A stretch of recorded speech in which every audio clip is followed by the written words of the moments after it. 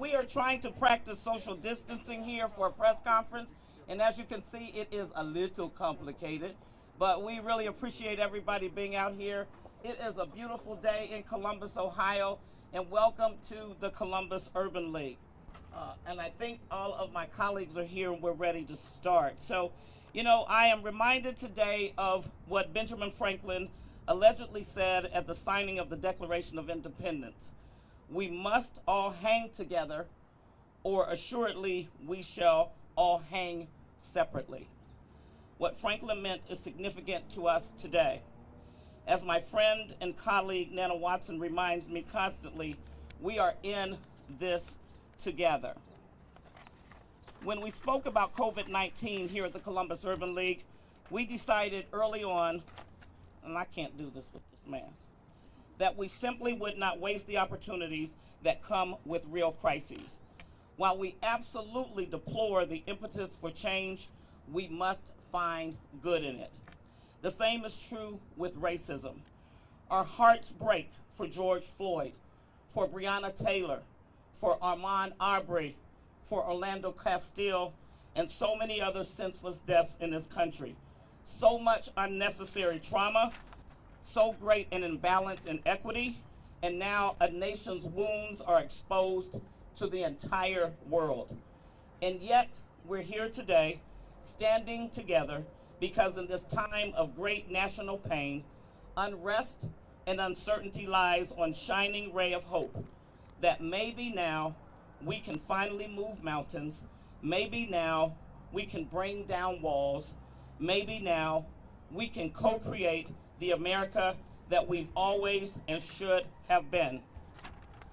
Today, I'm honored to stand shoulder to shoulder with Congresswoman Joyce Beatty, County Commissioner Kevin Boyce, City Council President Shannon Hardin, YWCA President and CEO Christie Angel, Bishop Timothy Clarke, and I know she's somewhere around here, our NAACP President Nana Watson, and so many others of you that are here today. I am equally honored by the allies who are here today, some of my mentors, friends, and colleagues, like my Huntington Bank family, Steve Steinauer, Sue Zahn, and my board chair, Todd Williams. Also, one of my great confidants and an ally, Alex Fisher, and County Administrator Ken Wilson. And all of you are my allies, and I'm sorry if I don't mention everyone here, but know that truly we appreciate everything that you do for the Columbus Urban League. And I feel honored and responsible for the cultivation of young leadership, such as our CULYP President, Nick Bankston. And more important for me today is that I have two members of my family here, my son, Cameron Baker, and my granddaughter, Sophia Baker. They are the next generation, and that's why I stand here today and why I believe in this fight and why it's so important for us to come together. We may not always agree and understand what generations ever had, right? Remember what our parents used to tell us, you can't do it that way? But we must respect, and we have to look at our young people in the eye, that next generation, and we have to say that we see you, that we hear you. And with this group of smart and savvy and talented young professionals that we have here at the Columbus Urban League, we better mean exactly what we say. And so two of the key planks in our approach to reforming systematic racism in Central Ohio are represented by what and who you see here today on our platform.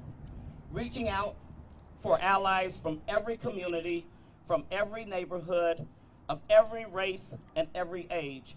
And remembering, most importantly, that young people must be at our table, whether in a conference room or in a kitchen or wherever it is that we are holding conversations of the future. So before I hand over the podium to my Congresswoman, Joyce Beatty, I must end with these words. I appreciate the tenacity of this generation, and if it is our intent to give hope to the next generation of this country, we must speak and acknowledge truth. The truth that African Americans are emotionally broken, and that this nation has not fully addressed, or this community fully addressed, systematic racism. And that is why we are here today, to collectively address the issues that face us. I also want to just let you know that Mayor Ginther will be with us and join us shortly. However, he has multiple engagements, as all of you well know. He is now at OSU, but we do welcome, and he does stand with us here today. And with that, I will turn it over to our Congresswoman, the great Joyce Beatty.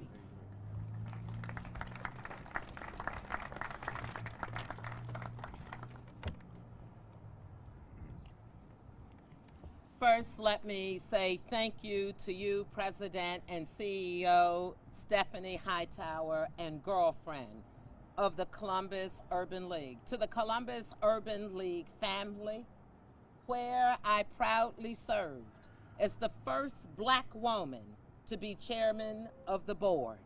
So it seems fitting for me to be here and to join all of you who are here today. Many infuriated by the repeated videos and reports of unjustified killings of Black men and women, senseless killings.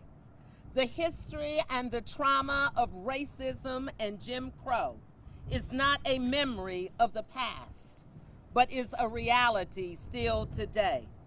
Exacerbated by the fact that Black Americans are disproportionately targets of injustices ranging from loss of jobs, economic inequality, and the ever-widening wealth gap, to mass incarceration and unnecessary police force, to the war on drugs, and yes, COVID-19.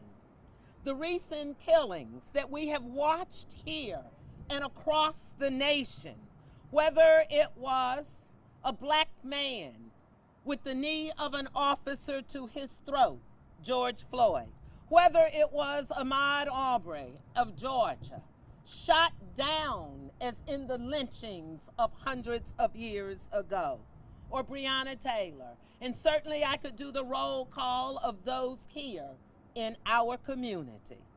We are here to reinforce the facts and harken back to put away the painful memories of all of them, and yes, as a little girl when I witnessed Emmett Till. To as a mature woman in Congress a few weeks ago, put millions of dollars to reopen the investigation of Emmett Till.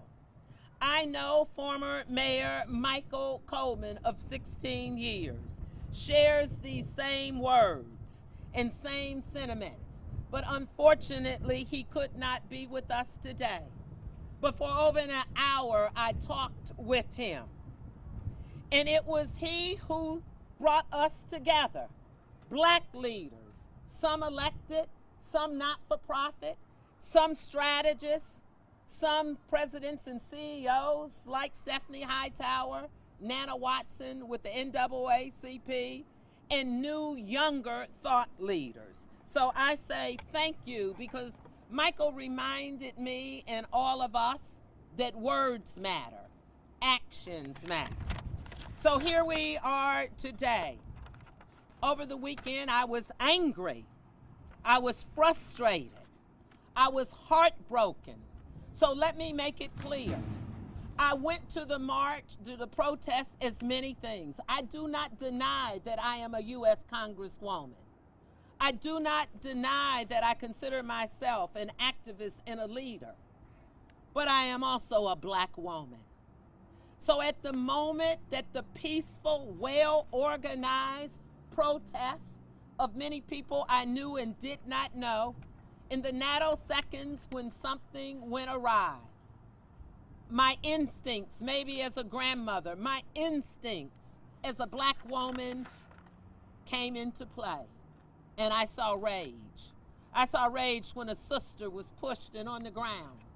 And today I come with more hope, because hopelessness will not get us anywhere. These dehumanizing acts of violence are an outrage to the American-made tragedy that continues unabated against our men, our women, and yes, our communities. I do not condone tearing up our businesses and our governments, because I stood on the floor and fought for trillions of dollars to come back for small businesses, black businesses. When we tear them up, that's destructive. But I know we need to be heard. So today, I won't repeat the names. I stand with all those standing with me, many elected, but I stand with all of those who are in front of us, because that is the direction that we need to go forward. Let me say, the question is not for me to answer it. The question is for us. How many more black men, women, people of color must suffer?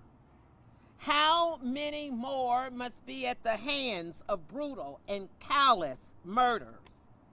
America is watching. The question is for all of us. This is one step today. The question is, what is justice? Where is justice? How do we heal from past memories of racial terror and lynchings when it is still alive today? Do not kid ourselves. We are gathered here today, but racism, hatred is still alive. And I cannot be silent or quiet. I want us to come together as all people, but I'm tired of words, including the words that I am saying today. No more white papers, no more task force, no more starting over. We recently celebrated 400 years of bringing enslaved black people to slavery in this country. And so as I go back to Washington, I want to be able to stand with the Congressional Black Caucus. I want to be able to stand with both parties and say we're going to send monies home to state and local governments. But we have to send them home to not-for-profits for the people. We have to make sure that we start talking about the community task force, community reviews, not just on paper, but in actions. And that's what I asked of all my colleagues. So let me just say, I want all my constituents, everyone here and listening, that I will not turn my back on them. I stand here for the people, because what affects any one of us affects all of us indirectly. And never doubt what a small group of committed, thoughtful people can do, because indeed, that is the only thing that has ever brought change. Change is now. Change is up to not me, not us, but to all of us.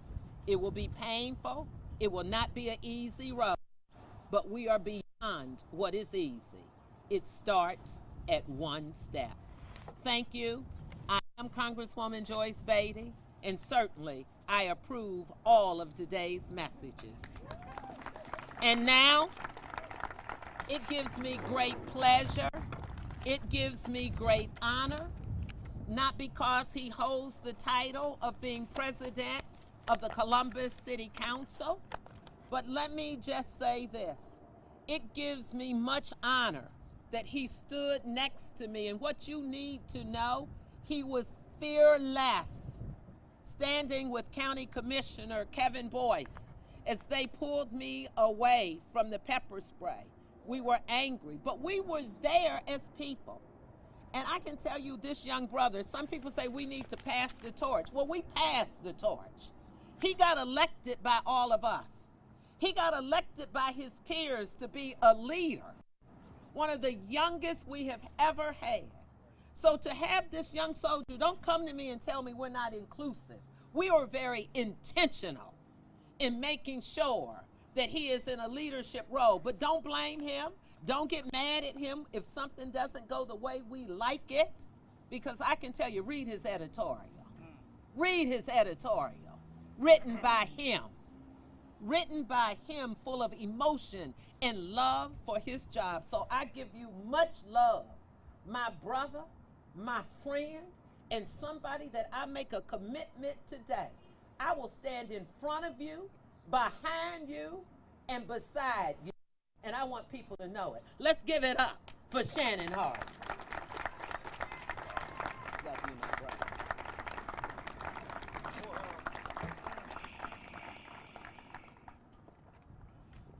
Certainly want to thank everybody for coming out today. This is not, what is beautiful is not just folks behind us, it's folks standing in front of us as well that is here.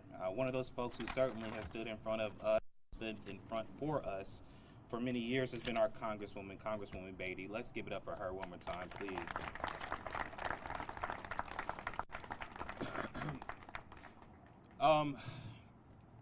I do have a tear or so in my eyes, and it's truthfully because over the last couple of days and last week, there's been a lot of pain out there. And I want to say, as your city council president, that I feel your pain. I want to say to the black mothers and black and brown mothers, I feel your fear. I want to say to the entire community, I sense and I'm a part of your exhaustion. I want to say that to the protesters, that I felt your wooden bullets. I have felt the sting of the spray. That's not all of the story, y'all. I can tell you that I also have felt the confusion of business owners, black and white, who had to leave protest to go make sure that their business was boarded up, to go clean up the glass. I have to tell you that I also feel the pain of my cousin, who was a black woman police officer on the Columbus Division of Police, whose black stomach was blue and purple from rocks and frozen water bottles that hit her stomach. So yes, we have to start with feeling one another. We have to start with hearing each other. And we have to start by listening to one another. So where do we go from here? We need action, and we need it now. And we need grace. We need grace for one another. We're not going to get this right. We're not going to get this perfect. It's not going to happen overnight. We didn't get here overnight, so we should not expect the solutions overnight. Take a breath. Each and every one of you, throughout the community, all of us, we need to take a breath. I'm not a natural protester. I feel much more comfortable sitting around a table to hash out policies and plans, but I feel that I felt that I needed to show up.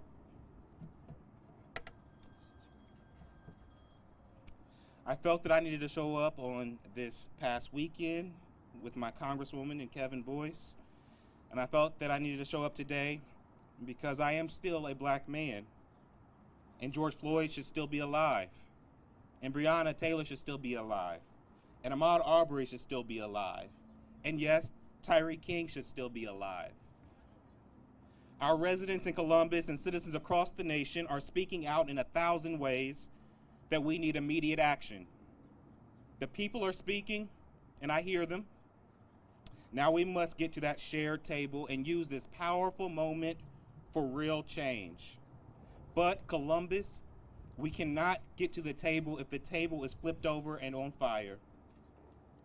As a black, gay city council president of America's 14th largest city, I know that my story is only possible because of protests past. The beatings, the dogs, the hoses used through the South during Dr. King's marches, and during Stonewall riots, we must stand against oppression. On last night, Columbus passed a resolution declaring racism a public health crisis. And we need to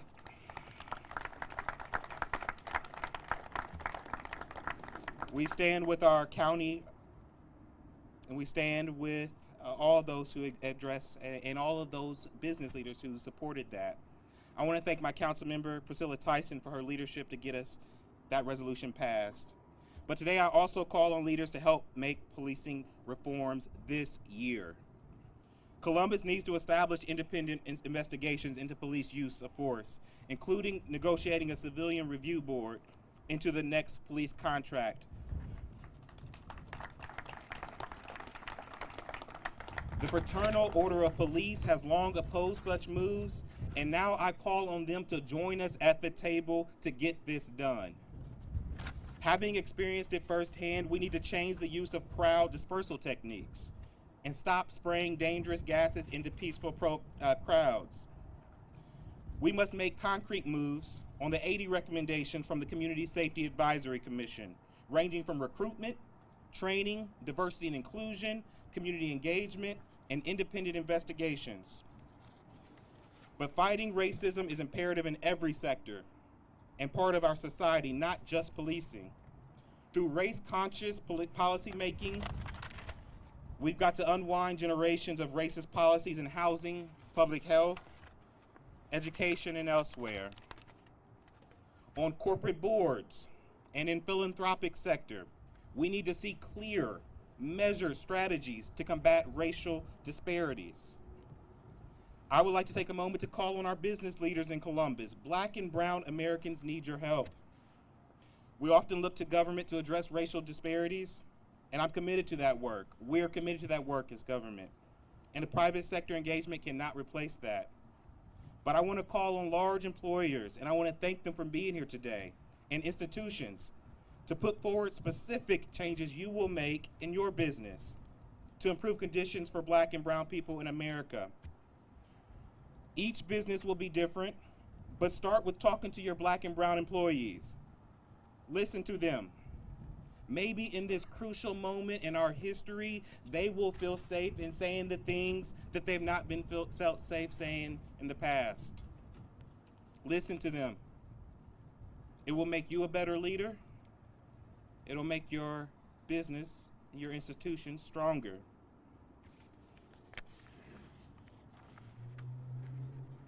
I just want to thank everybody for being here. I guess I'll end with how I started. We have to show grace in this period. If we want real change, we have to be committed, but we have to see each other. We have to get back to the table. It is now my pleasure to introduce, he was just a colleague, he was a friend, but he is certainly my brother. Please help me introduce the Franklin County Commissioner, Kevin Boyce.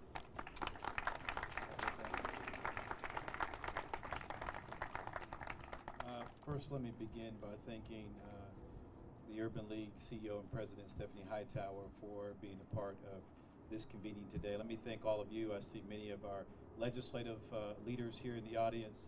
I see some of our school board members. I see many others who for a very long time have been a part of the strength and the fabric that really defines Central Ohio.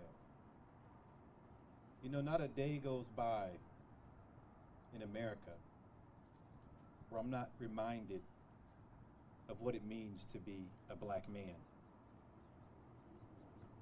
In my job, in my community, jogging down the jogging path or the walking path. Not a moment goes by that I'm not reminded. On Saturday, myself, Congresswoman Beatty, and Council President Hardin had an early morning phone call, probably 7:30 or 8 a.m. And we were discussing a constituent scenario that we had been working on collectively. During the conversation, we decided that it was very much important part of our service for that situation to go and encourage peaceful protests, to stand with our residents, our citizens, our community, to say that it's time to begin a new chapter in Central Ohio history. And during that time, as we were there with the folks protesting, as Congresswoman Beatty said, it was a peaceful day up until just one moment. And what struck me most about that experience, in the instant that it happened, was the love, the support, and the concern that all the protesters had for one another. The minute the pepper spray hit, there were folks reaching down to help others who had fallen. There were folks getting and passing out water and even milk to folks to get that burning sensation out of your eyes, your hair, your skin. Everywhere I turned, neighbors were helping neighbors. People were helping people. And that's the true Central Ohio spirit. That's the true definition of what it means to live, work, and raise your family in this community, to be a part of something big. And that's why I'm so honored, as the very first African-American county commissioner in the history of Franklin County, to work with two people, Commissioner John O'Grady and Commissioner Marilyn Brown, that quite frankly understand that value proposition. You know, I was reading this morning, believe it or not, I was reading the Gettysburg Address, don't ask why. And I thought about it for a second. I don't know the whole speech, but it goes something like this. You know, 77 years ago, our fathers brought forth upon this continent a new nation, conceived in liberty and dedicated to the proposition, all men are created equal. And it goes on to talk about, here we are in this great Civil War. And I reflected for a minute to just think of that contrast in today's world. The challenges that we face, while they're far different than what we faced during those times, quite frankly, illustrate just how far we have to go. And so, I challenge you. I challenge you in whatever you do, in whatever you represent, in whatever part of the community that you come from, to join in this walk, to join in this fight, to dedicate yourself, your organization, and your resources to this cause, to be something that's bigger than you and your own organization, to invest in the future of Central Ohio by joining in this coalition and saying, today is the very first day of a new chapter in my life, but most importantly, I'm going to be a part of that in Central Ohio. And that's why myself, along with County Commissioner John O'Grady, who's here, and by the way, let me say that Marilyn Brown has been ill for the last week or so, and she wanted to be here but couldn't, and wants to send her love and most importantly her support for this cause. But that's why we declared racism as a public health crisis.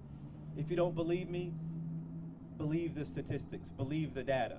If you don't believe me, ask yourself, why is it that African American men make up 6% of the population, but over 40% of our correction institutions? Ask yourself why those statistics ring true in wealth, in education, in healthcare, in housing. But more importantly, challenge yourself to be a part of the change. Challenge yourself to be a part of the movement. Challenge yourself to invest in our future. I was on a call yesterday with Cuyahoga County, Hamilton County, Lucas County, and many counties around Ohio that are writing their own resolution. And a resolution does two things. One, it allows you to look at your own organization and begin to think about where you can really move the needle and how you can address some of those disparities that I just identified.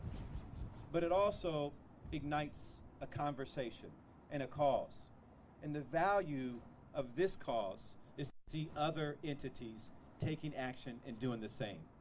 And so I look out in this audience and I see our state leaders. I look out this audience and I see our business leaders. I look out in this audience and I see our young leaders and community leaders and agency and organizational leaders. And I ask you, what can your organization, what can your agency do to move the needle in this battle and in this fight. The work is just beginning, and the chapter is just beginning. But how we write it and the content of what's in it is what we determine. On Saturday night, I'll end with this. On Saturday night, I laid down and I don't know how I got a bruise on my arm, a pretty deep black and purple bruise on my arm, and my hair was still burning and my eyes were still burning. And I thought to myself, man, this is really tough, because I took a shower and I guess it sort of ignites it to do more. It sort of reactivates it. And so I went through like a series of just trying to get it out. And then I was asked, are you in pain? Are you doing okay? And I thought, this is painful and this is tough, but it's not as bad as racism.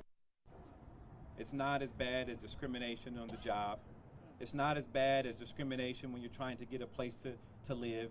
It's not as bad in discrimination when you're just out shopping or buying a car or just in the community. And so, what would be the most disappointing from the experience that we had on Saturday would be if we don't grow and learn and come together as a community for it.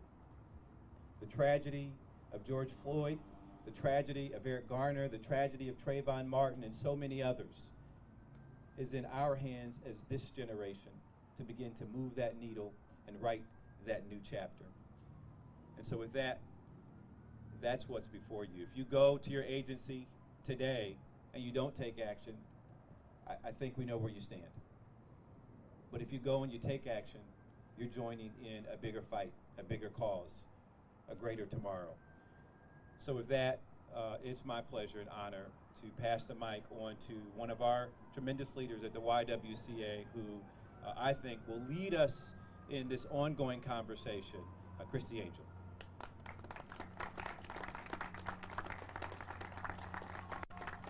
Thank you, Kevin. And I want to first start by thanking my two board members who are here. When I took this position, one of the things they said in my interview was, we don't do enough around the elimination of racism. And it's starting to become an embarrassment that that's a part of our mission and we're not doing enough. And I will tell you that I have 28 board members and 200 staff members that lean into the elimination of racism every single day. And I couldn't be more proud and grateful to have leaders like Janelle Coleman and Sandy Doyle Ahern as my chair and vice chair to always have our back and always be supportive of the work that we're doing in our community, but also to lift up the work that we are going to be doing in the community in their businesses and leading as business leaders. And then I have to say to my sister, Stephanie Hightower, our organizations are two of the oldest, and not the oldest and boldest, Nana Watson, I know you're out there, but we are two of the oldest social justice organizations in the country. We stand on the shoulders of big and bold leaders. For me, it's Dorothy Height in particular. And so together, we have come together first through COVID and now through this to work together to improve the conditions in which the people we serve live. And I stand here today and I am asking that my fellow human service sector colleagues step up and join us in this work. It is not enough just to serve Black and brown people. You have to do right by the people you serve. You have to have organizations that are diverse. You have to embrace all of the things that we're talking about today. You cannot be afraid. If you're going to serve our people, you have to step up and you have to join us in this effort. We need you.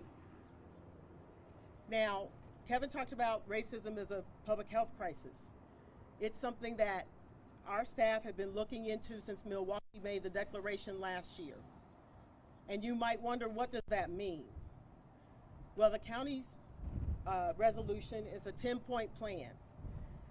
And the resolution, as Kevin said, is a guide, and it becomes a plan for how they do their work and how they change their policies, because at the underpinning of all of this It's not the fish or the lake that is sick, it is the groundwater.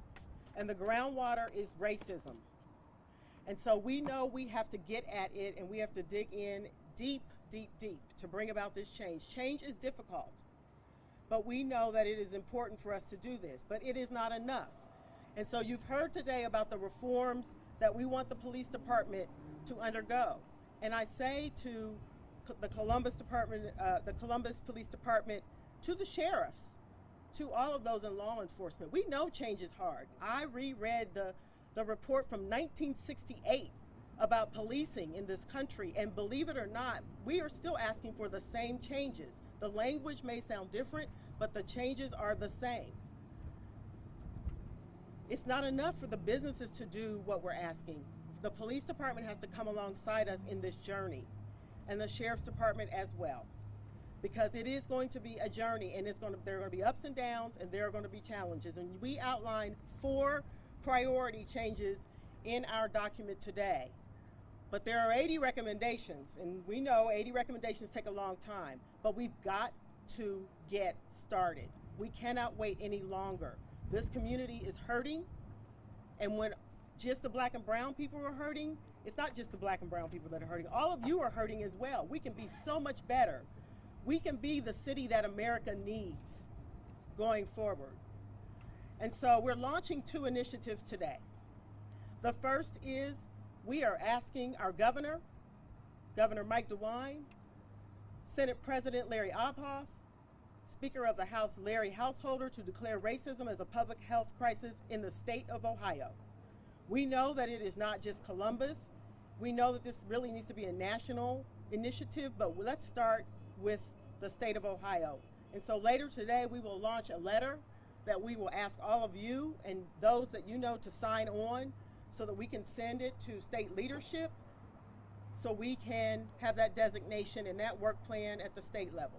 The second thing, we will launch, my staff's gonna kill me, we will launch another letter today that outlines the plan that many of the things that we've talked about today, and we ask for you to join us and sign on to the coalition. We cannot do this by ourselves. This can no longer just be black and brown people's work. We need our allies, all of you in whatever role you play. We need your help. And that's why it's so important that you are here with us today. This is our issue. It is our time. This is our community. Let's get to work. Thank you.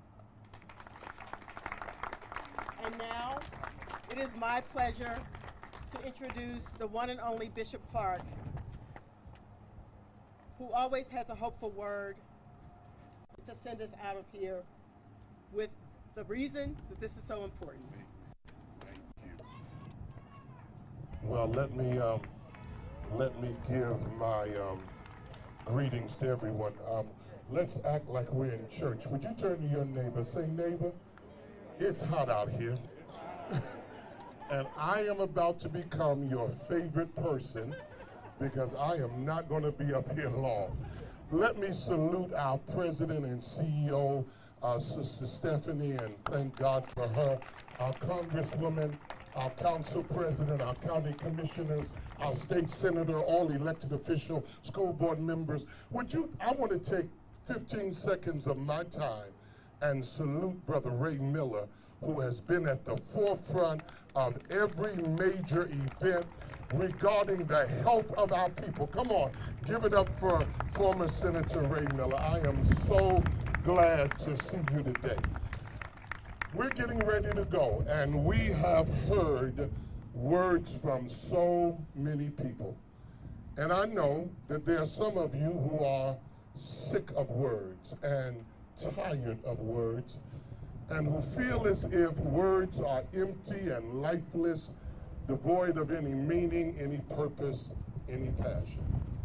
But I've stood up today to argue the point that we must never cede the power of words to those who are our enemies. Words matter more than you and I could ever imagine. Whether it is the Torah, or the Quran, or the Holy Bible. words matter. Last night we saw a person hold up one of those sacred books in front of a church, co-opting the power of our words. I thought to myself, I wonder, has he ever opened that book? Has he ever read that book? Has he heard the words of Amos? Let justice run down like water, and righteousness like a mighty stream. Has he ever read the words of Micah? He has shown thee, O mortal, what is good. What does Yahweh, Jehovah, require of thee? To do justice, to love mercy, to walk humbly with your God. I wonder, did he ever read the words of the Apostle John? How can you say you love God whom you have never seen and hate your brother and your sister who you see every day? Words matter, beloved, and we have come today to give words because words stem from our thoughts. Our thoughts frame, create the words. The words become life and they produce action, and action brings about transformation, the change that we all so desperately want. I want to challenge you today. It matters that we are here out in this sweltering sun. It matters that we are here once again to deal with an issue we thought was long dead and long gone. It matters that we are here to say again that Columbus and Ohio and America must rise up and live out the full meaning of his creed, that all of us are created equal, that we have on a stamp the imago Dei, the image of the divine. And I cannot be what I ought to be until you are who you ought to be. Dr. King said we are all inextricably bound together in a common garment of humanity. I am you and you are me. And if we do not speak for the voiceless, the marginalized, the last, the least, and the lowest, it is what Bonhoeffer said, under the crushing, smothering hand of Nazism. He said one time, when someone asked him, why are you a Lutheran speaking up for Jews? And he said, if I do not speak up for the Jews, then one day he will come for the Moravians. And if I do not speak up for the Moravians, then one day he will come for the Catholics. And if I do not speak up for the Catholics, when he comes for the Jews and the Moravians and for others, then when he comes for me, there'll be no one to speak up for me.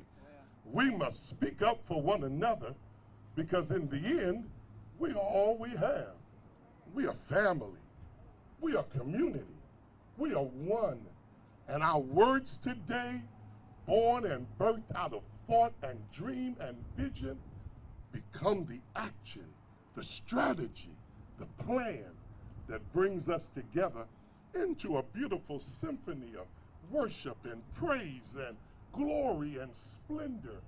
And we can sing with great meaning. You and I are family, and you and I are one. That is our hope. That is our dream. Those are our words. That is our vision, and that is why it matters. God bless you. Thank you, Bishop Clarke. Thank you for going a little church on us today. That concludes our press conference. It's hard to see so many of you out because of the mask, but I also want to recognize my board members that are here today at the Columbus Urban League, who I have the privilege of being able to work with every day and who support our work. Thank you so much for the media. I'm sure there are a lot of people here that would welcome an opportunity to speak to you, and we will make ourselves available for press as well. Thank you again. Let's get together, let's work together, and let's create a better Columbus.